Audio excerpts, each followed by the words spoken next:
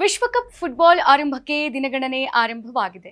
ಈ ಮೆಗಾ ಇವೆಂಟ್ನಲ್ಲಿ ಭರ್ಜರಿ ಪ್ರದರ್ಶನ ನೀಡಿ ವಿಶ್ವದ ಗಮನ ಸೆಳೆಯೋಕೆ 48 ದೇಶಗಳು ಸಿದ್ಧವಾಗಿದೆ. ಈ ಬಾರಿಯ ವಿಶ್ವಕಪ್ ಫುಟ್ಬಾಲ್ ಅನ್ನ ಅಮೆರಿಕ, ಕೆನಡಾ, ಮೆಕ್ಸಿಕೋ ಆಯೋಜಿಸ್ತಾ ಇದೆ. ಈ ಬಾರಿಯೂ ಕೂಡ ಎಲ್ಲರ ಕಣ್ಣುಗಳು ಸ್ಟಾರ್ ಆಟಗಾರರಾದ ಲಿಯೋನೆಲ್ ಮೆಸ್ಸಿ, ಕ್ರಿಸ್ಟಿಯಾನೋ ರೊನಾಲ್ಡೋ ಹಾಗೆ ಕೈಲಿಯನ್ ಎಂಬಾಪೆ ಮೇಲೆ ನೆಟ್ಟಿರುವೆ. ಇನ್ನು ತಮ್ಮ ತಮ್ಮ ನೆಚ್ಚಿನ ತಂಡಗಳನ್ನ ಹುರಿದುಂಬಿಸೋಕೆ ಅಭಿಮಾನಿಗಳು ಸಿದ್ಧರಾಗಿದ್ದಾರೆ.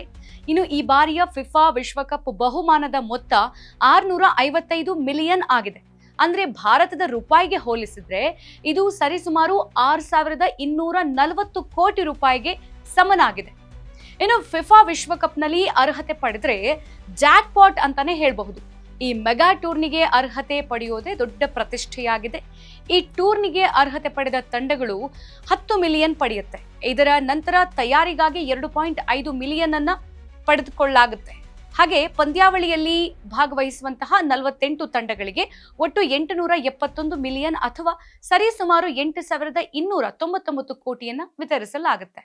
ಇದು ಫೋಕಸ್ ಡಿಜಿಟಲ್ ಕಂಟೆಂಟ್. ನಾನು ವಿದ್ಯಾ.